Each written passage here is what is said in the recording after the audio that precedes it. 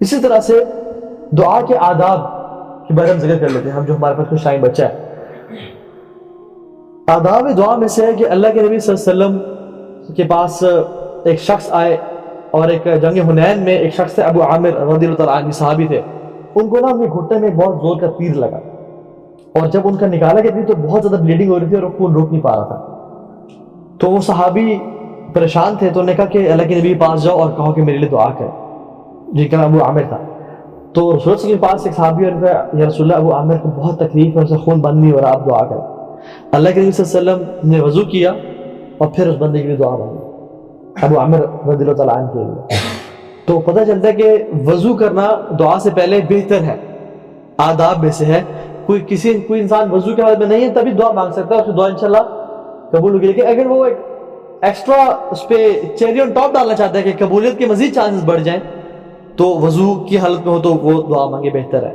اسی طرح سے رسول اللہ صلی اللہ علیہ وسلم جب بھی جمرات کو مارتے یا دعا استسقاء کے لیے نکلتے اور دعا کرتے تو اپنی قبلے رخ ہو کے اپنی چادریں پھیلا دیتے، یا جب بھی سعی کرتے صفا سے مروہ اور مروہ صفا، تو پھر جب ایک کمپلیٹ کرتے تو پھر قبلہ کی طرف ہو کے دعا مانگتے۔ تو قبلہ رخ بھی ہونا یہ بھی دعاؤں کے آداب میں سے ہے، دعا کی شرط نہیں ہے، آپ کہیں بھی بیٹھ کے دعا مانگ سکتے ہیں، لیکن آداب میں سے ہے، ٹھیک ہے، یہ جو کہ آپ کی دعا کی قبولیت کو مزید بڑھا دیتی ہے۔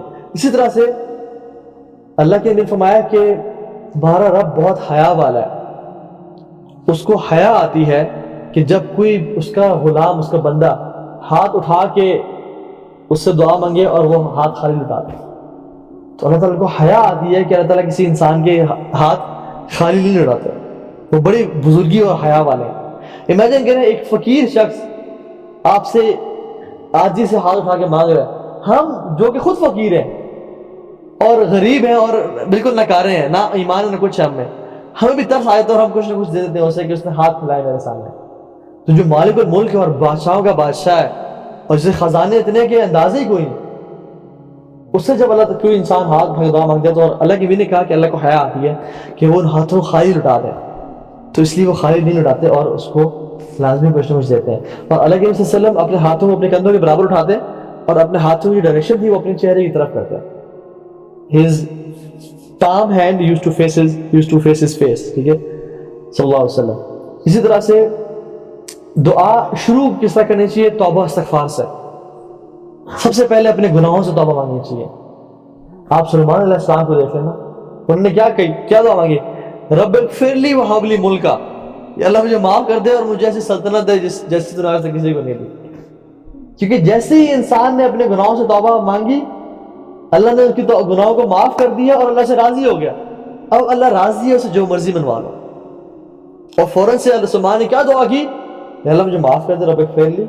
اور پھر دعا اللہ کی شان، مطلب سبحان اللہ، دیکھیں ایک شخص ہے وہ کسی لاکھ پتی سے کچھ مانگتا ہے تو وہ لاکھ میں یہ کچھ تھوڑا مانگے نا، لیکن ایک شخص جو کہ پریزیڈنٹ کے پاس جائے، جس کے پاس جو بہت رچ بھی ہے، اس کے بزنس بھی ہے، سب کچھ ہے اس کے پاس، تو وہ سے کہے مجھے میرے ادارے کے لیے 20 روپے چاہیے مجھے، سو شرم نہیں ہے کہ کس سے مانگ رہا تو نا؟ تو جتنا انسان کا سٹیچر ہوتا ہے اتنی بڑی دعا مانگنی چاہیے۔ کسی بادشاہ کے پاس آپ جائے کہیں گے مجھے 200 روپے چاہیے تھے، میں آپ کے پاس لے آیا، انسان مناسب نہیں لگتا۔ تو جب اللہ رب العالمین کے سامنے انسان دعا مانگے، اور تو چھوٹی چھوٹی دعا بھی مانگنی چاہیے اللہ کے سامنے، کیونکہ وہ ہر چیز کو پورا کرنے والا ہے، کیونکہ ہم اسی کے محتاج ہیں، لیکن انسان بڑی سے بڑی دعا مانگے تو اپنے دعا کے جو سائنس ہیں ان کو بھی ریز کر لیں۔ سلیمان علیہ السلام نے کیا دعا مانگی؟ ان سے جو غلطی ہوئی، کیا غلطی ہوئی کہ گھوڑے کی وجہ سے ان کی نماز میں ڈیلے ہو گئی، and he was fascinated by the horses، ٹھیک ہے، تو انہوں نے کیا؟ رب اغفر لی وہب لی ملکا، یا اللہ مجھے معاف کر دے اور مجھے اب تو نے معاف کر دیا، مجھ سے راضی ہو گیا ہے اور میرے گناہوں کو نیکیوں بدل دیا ہے، تو مجھے ایسا ملک دے جیسے تو نے آج تک کسی کو نہیں دیا۔ اور اللہ تعالیٰ نے دعا قبول کی اور دیا ان کو ایسا ملک، ٹھیک ہے۔ تو اسٹارٹ بائی میکنگ استغفار، ٹھیک ہے۔ اسی طرح سے استغفار سے پہلے اللہ سبحانہ و تعالیٰ پہ حمد و ثنا، اللہ تعالیٰ کی تعریف اور نبی کریم صلی اللہ علیہ وسلم پہ درود پڑھنا۔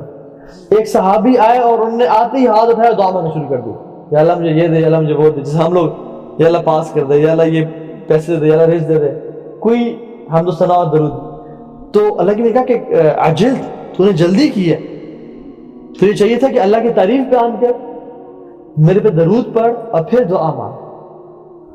علی بن ابی طالب کہتے تھے کہ جو شخص اللہ کے نبی پہ درود نہیں پڑھتا نا دعا سے پہلے, اس کی دعا قبول نہیں ہوتی. So it's very important to praise Allah subhanahu wa ta'ala and recite and send blessings upon Muhammad sallallahu alaihi wasallam and then make dua. دعا کی قبولیت کے چانسز بہت بڑھ جاتے ہیں جب انسان یہ کام کرتا ہے. اور اللہ کی تعریف بہت ساری دعائیں ہیں, ابھی ہم آگے ذکر کرتے ہیں, چلے میں بھی بتاتا ہوں انشاءاللہ, ٹھیک ہے, کہ اللہ تعالیٰ کی تعریف بیان کریں. اسی طرح سے نیور سے کہ یا اللہ اگر آپ چاہیں تو یہ قبول کر لیں, کبھی نہ کہیں یا اللہ مجھے دے اگر آپ چاہیں تو یہ قبول کر لیں, کبھی ایسا نہ کہیں, کیونکہ حدیث میں آتا ہے کہ کوئی شخص اللہ تعالیٰ کو مجبور تو کر نہیں سکتا.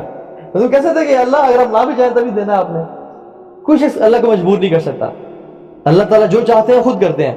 تو ڈونٹ سے کہ اگر آپ چاہیں تو قبول کر لیں, یا دعا کرتے ہوئے انشاءاللہ نہیں بولنا چاہیے. کبھی کبھی انسان کے منہ سے نکل جاتا ہے انشاءاللہ کہ نہیں بولنا چاہیے اس کو, ٹھیک ہے, کہ اگر آپ چاہیں. دعا کیسے مانگنی چاہیے؟ ادعوا اللہ وانتم موقنون بالاجابہ. دعا اس طرح مانگو کہ تمہیں یقین ہو وہ قبول ہوگی. اللہ کی نے خود فرمایا, حدیث ہے کہ دعا تم اس طرح مانگو کہ جس طرح تمہیں سچے دل سے یقین ہو کہ وہ قبول ہونی لازمی ہونی. اور اللہ تعالیٰ خود کہتے ہیں کہ انا عند ظن عبدی بی, میں اپنے بندے کے گمان کے مطابق ہوں جس طرح مجھ سے وہ گمان کرتا ہے. اور ایک اور حدیث میں آتا ہے اللہ غافل دل سے دعا کبھی قبول نہیں کرتے, ٹھیک ہے. تو یہ چیز. اسی طرح سے اللہ کے نبی صلی اللہ علیہ وسلم دعا مانگتے ہوئے ریپیٹیشن کرتے ہیں, کیونکہ وہ کہتے ہیں کہ اس میں تکرار کرو, ریپیٹڈلی پڑھو, کیونکہ تم اللہ سے دعا مانگ رہے ہو. رسول اللہ صلی اللہ علیہ وسلم جب بھی کوئی سوال کرتے تو ریپیٹڈلی کرتے, 3 دفعہ کرتے. یا جب بھی کوئی اللہ تعالیٰ کی سے کوئی کی حمد و ثنا اور تعریف بیان کرتے اور کچھ مانگنا چاہتے تو اس کو ریپیٹڈلی کرتے, جس کی وجہ سے انسان میں عاجزی اور انکساری بھی بڑھتی ہے اور اللہ تعالیٰ کو بھی یہ چیز پسند ہے, ٹھیک ہے. غافل ہارٹ میں ذکر کیجیے اور یقین سے مانگنی چاہیے, میں نے آپ کو حدیث بتا دی, ادعوا اللہ وانتم موقنون بالاجابہ, کہ تم اس طرح مانگو جس طرح تمہیں یقین ہو. اسی طرح سے رسول صلی اللہ علیہ وسلم اکثر رو کے دعا مانگتے ہیں. رو کے دعا مانگنا بھی اسی قبولیت بہت بڑھا دیتا ہے. ایک حدیث میں آتا ہے کہ رسول اللہ صلی اللہ علیہ وسلم بیٹھے ہوئے تھے اور کچھ صحابہ کے پاس اکٹھے ہوئے, اور یہ ان کے آخری دنوں کی بات ہے.